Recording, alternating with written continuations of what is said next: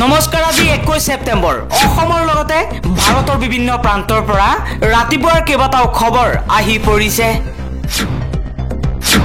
এই মুহূৰ্তত জনাইছোৰা breaking news তফাজ্জুলক পৰিকল্পিতভাৱে হত্যা কৰা হৈছে অন্য ধৰ্মৰ লোক ধিং কাণ্ডৰ লগত জড়িত থকাৰ অভিযোগ উত্থাপন কৰিছে ডিঙৰ বিধায়ক আমিনুল ইছলামে যিকোনো কথা ঢাকি ৰাখিবলৈ আৰক্ষীয়ে হত্যা কৰিছে তফাজ্জুলক আৰক্ষীয়ে যি কাহিনীয়ে ৰচনা নকৰক কিয় ইয়া সম্পূৰ্ণ হত্যাকাণ্ড প্ৰকৃত অপৰাধীক ৰক্ষণাবেক্ষণ দিবলৈ পৰিকল্পিতভাৱে হত্যা কৰা হৈছে তফাজ্জুলক বিধায়ক হল কিন্তু শিষ্টাচাৰ নিহিকিলে নেতা হবলৈ ভোট বিচাৰি বহু ভাষণ দিলে কিন্তু জনপ্ৰতিনিধিয়ে কেনেকৈ কথা ক'ব লাগে হিয়া নিহিকিলে আমি আকৌ ক'ব বিচাৰিছো আচাৰ ব্যৱহাৰ নজনা বিধায়ক ৰূপজ্যোতি কৰ্মীৰ বিষয়ে ৰূপজ্যোতি কৰ্মীয়ে ঘুষা মাৰি নাক মুখ ভাঙি দিয়াৰ দিলে ধমক এবাৰ কৃষক মুক্তি সংগ্ৰাম সমিতি হৰপ হৈ পৰিছে বিধায়ক ৰূপজ্যোতি কৰ্মীৰ বিৰুদ্ধে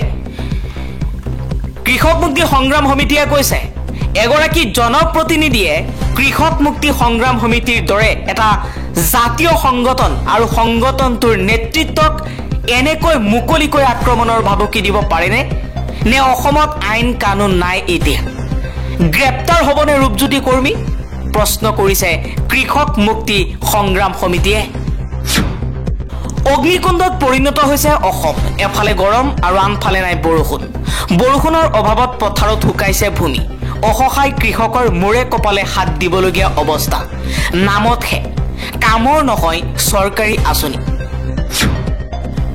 স্মাৰ্ট মিটাৰ ঘূৰাই নললে 2026 চনত প্ৰত্যুত্তৰ পাব মুখ্যমন্ত্ৰী হিমন্ত বিশ্ব শৰ্মাই স্মাৰ্ট মিটাৰৰ বিৰুদ্ধে মৰাণত উত্তপ্ত প্ৰতিবাদ তামোল পানৰ শৰাই আগবঢ়াই বিদ্যুৎ বিভাগৰ কাৰ্যালয়ত ঘূৰাই দিলে স্মাৰ্ট মিটাৰ প্ৰতিবাদকাৰীসকলে কৈছে যে স্মাৰ্ট মিটাৰৰ জৰিয়তে চৰকাৰে আমাক ব্ৰিটিছৰ দৰে শোষণ কৰিছে হিমন্ত বিশ্ব শৰ্মাৰ চৰকাৰে জাতি মাটি ভেটিৰ কথা কৈ চৰকাৰ গঠন কৰিছে আজি আমাৰ জাতিৰ ওপৰতেই শোষণ আৰম্ভ কৰিছে হিমন্ত বিশ্ব শৰ্মাই কেন্দ্ৰৰ কথা মতেই হিমন্ত বিশ্ব শৰ্মাই অসমৰ জনতাক অত্যাচাৰ কৰাৰ অভিযোগ স্মাৰ্ট মিটাৰ বাতিল কৰিবলৈ অহা প্ৰতিবাদকাৰী আৰু লগতে হিমন্ত বিশ্ব শৰ্মা কৈছে যে 2026 চনত বিধানসভা নিৰ্বাচন আহি আছে এই নিৰ্বাচনৰ আগতেই যদি স্মাৰ্ট মিটাৰ ঘূৰাই নলয় তেনেহলে হিমন্ত বিশ্ব শৰ্মাক প্ৰত্যুত্তৰ দিয়া হ'ব বিদ্যালয়ৰ পাঠদানৰ সময়সীমা সলনি কৰা হৈছে পুৱা 7:30 বজাত আৰম্ভ হ'ব বিদ্যালয়ৰ পাঠদান দিনৰ 12:30 বজাত শেষ হ'ব বিদ্যালয়ৰ পাঠদান কামৰূপ মহানগৰ জিলাৰ প্ৰতিখন চৰকাৰী বেচৰকাৰী বিদ্যালয়লৈ নিৰ্দেশনা আজিৰ পৰা কাৰ্যকৰী হ'ব এই নতুন নিৰ্দেশনা আজিৰ পৰা পুৱা 7:30 বজাত আৰম্ভ হ'ব বিদ্যালয় 12:30 বজাত সমাপ্ত হ'ব বিদ্যালয়ৰ পাঠদান প্ৰাক্তন উগ্ৰপন্থীৰ বাসনত ড্ৰাগছ সৰবৰাহ নিউজ পৰ্টেল খুলি গাড়ীত প্ৰেছ লিখি চলাইছিল ড্ৰাগছৰ বেহা বোকাজানৰ খটখটি আৰক্ষীয়ে গ্ৰেপ্তাৰ কৰিছে 3 সৰবৰাহকাৰী এটা পেকেটত লুকুৱাই আনিছিল বুজন পৰিমাণৰ হেৰোইন সাহিল মুণ্ডা ৰোহিত ৰয়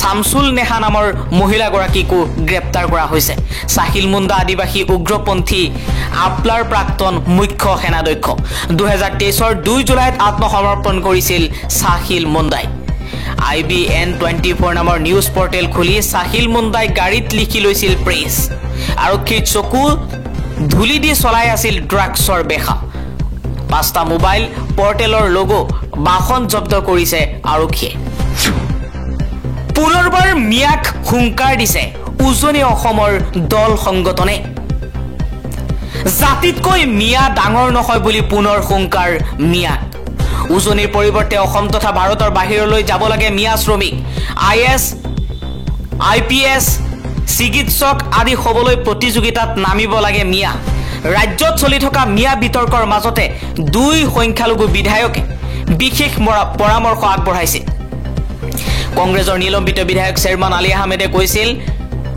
যে উজনি অসমত যোৱাতকৈ অসমৰ বাহিৰৰ ৰাজ্যসমূহত বা অসমৰ ভাৰতৰ বাহিৰত গৈ কাম কৰিব লাগে IAS IPS হ'ব লাগে ডক্টৰ ইঞ্জিনিয়াৰ হ'ব লাগে আৰু এই মন্তব্য কৰাৰ পাছতেই উজনি অসমৰ কেইবাটাও দল সংগঠনে পুনৰবাৰ মিয়াক হুংকাৰ দিছে।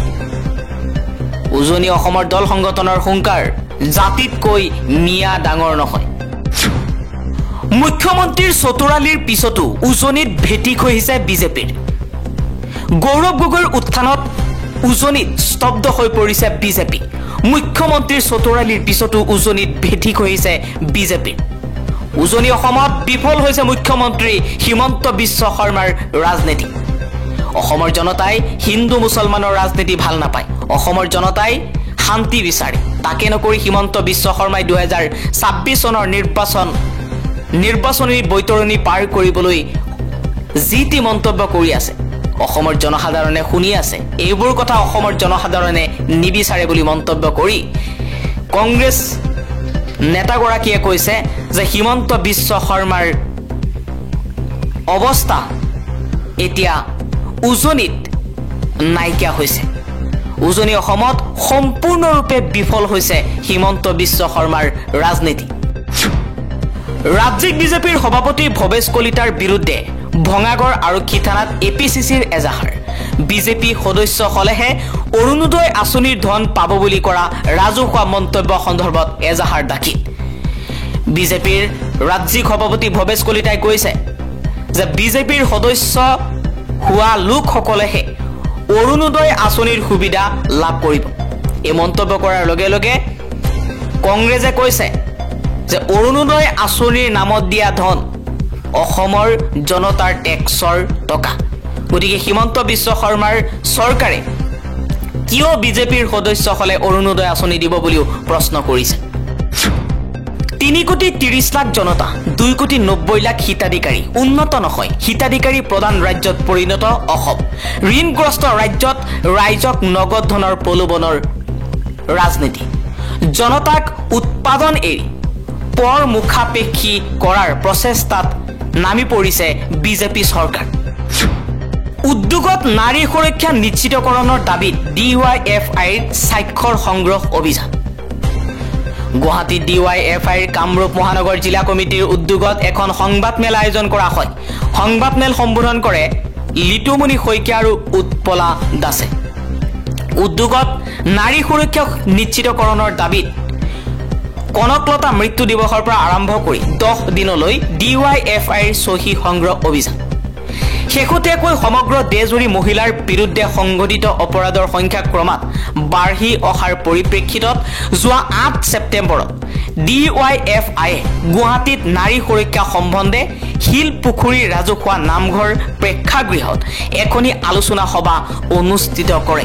সভাত DYFIৰ তৰফৰ পৰা গুৱাহাটীত নাৰী সুৰক্ষা নিশ্চিতকৰণৰ অৰ্থে কেইটামান দাবী উত্থাপন কৰা হয়, যি সন্দৰ্ভত তাত উপস্থিত থকা সমাজকৰ্মী, সাংবাদিক, অধিবক্তা, ছাত্ৰ ছাত্ৰী, গৱেষক, শিল্পী, অভিনেতা আদি বিভিন্ন ক্ষেত্ৰৰ সচেতন নাগৰিকসকলে নিজ নিজ মন্তব্য আগবঢ়ায়। প্ৰায়েই বাতৰি কাকতৰ শিৰোনাম দখল কৰা নিত্য নতুন যৌন নিৰ্যাতনৰ ঘটনাসমূহৰ ফলশ্ৰুতিত গুৱাহাটীত মহিলাসকলে প্ৰথমে নিজৰ সুৰক্ষাৰ কথা চিন্তা কৰিহে দৈনিক কাম কাজ কৰিবলগীয়া এক হতাশজনক পৰিস্থিতি বছৰ বছৰ ধৰি চলি আহিছে। ৰাষ্ট্ৰসংঘৰ সুৰক্ষিত চহৰ আৰু সুৰক্ষিত ৰাজহুৱা স্থান শীৰ্ষক কাৰ্যক্ৰমেও প্ৰকাশ কৰিছে যে কেনেকৈ সমগ্ৰ বিশ্বজুৰি চহৰ নগৰসমূহ ক্ৰমান্বয়ে মহিলাৰ বাবে অতিশয় অসুৰক্ষিত হৈ আহিছে। গুৱাহাটীৰ ক্ষেত্ৰত লক্ষ্য কৰিলে দেখা যায় যে পৰ্যাপ্ত পোহৰৰ অভাৱ, যাতায়াতৰ সুব্যৱস্থা নথকা আদি বিভিন্ন আন্তঃগাঁথনি সমস্যাই মহিলাৰ মুকলি চাল চলনত বাধাৰ সৃষ্টি কৰে। ষ্ট্ৰীট লাইটৰ লগোৱা তথা মেৰামতি কৰাৰ নামত গুৱাহাটী পৌৰ নিগমে কোটি কোটি টকা খৰচ কৰাৰ পাছতো ষ্ট্ৰীট লাইটসমূহ বিকল হোৱাৰ ফলত সন্ধিয়াৰ লগে লগে গুৱাহাটীৰ বহু অঞ্চল অন্ধকাৰত ডুব যায়, যাৰ ফলত অপৰাধজনিত ঘটনা বৃদ্ধি পোৱাটোৱেই স্বাভাৱিক। ঠিক তেনেদৰে সন্ধিয়া 8ৰ পৰা 9 বজাৰ লগে লগে গুৱাহাটীৰ বহু অঞ্চলত বাছৰ চলাচলো হেৰেঙা হৈ পৰে। ইয়াৰ উপৰিও 2021 চনত মহিলা তথা জ্যেষ্ঠ নাগৰিকৰ বাবে আৰম্ভ হোৱা পিংক বাছু 2 বছৰমানৰ ভিতৰতে আৱশ্যকতা নথকাৰ দোষাই দি বন্ধ কৰা হয়। চাহ জনগোষ্ঠীয় যুৱতী লাভ জেহাদৰ বলি হ'বলগীয়া হৈছে। ৰঙাপৰা আৰক্ষীৰ তৎপৰতাত জেলৰ বাসিন্দা ইছমাইল আলী। যুৱতী পলুৱাই নিয়াৰ পিছত পৰিয়ালে গৈ ইছমাইলৰ ঘৰত উপস্থিত হোৱাতহে ফাদিল হ'ল ভুৱা ধৰ্মীয় পৰিচয়। ৰঙাপৰাত এগৰাকী হিন্দু ধৰ্মীয় যুৱতীক ইছলাম ধৰ্মীয় যুৱকে পলুৱাই নিয়াৰ পাছতে এতিয়া লাভ জেহাদৰ দৰে গুৰুতৰ অভিযোগ উত্থাপন হৈছে।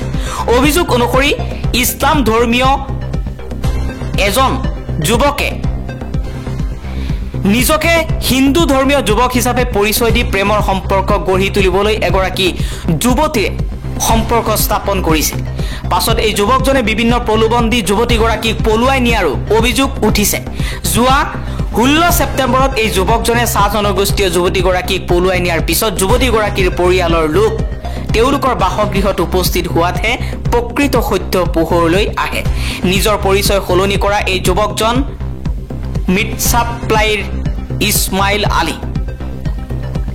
মিট সাপ্লাইৰ ভৰালী বস্তিৰ যুৱক ইছমাইল আলীয়ে নিজকে পৰিচয় দিছিল অজয় কৰ্মকাৰ বুলি।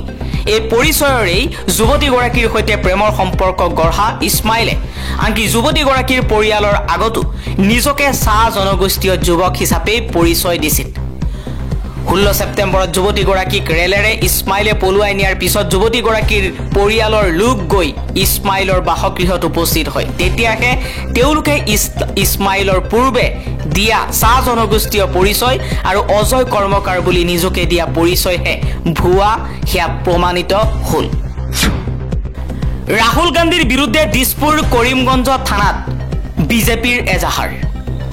ৰাহুল গান্ধীয়ে আমেৰিকাৰ লগতে দেশৰ বিভিন্ন স্থানত অনুসূচিত জাতি জনগোষ্ঠীৰ বিৰুদ্ধে বিভাজনকাৰী মন্তব্য কৰাৰ অভিযোগ তুলিছে বিজেপিৰ অনুসূচিত জাতি মৰ্চাই।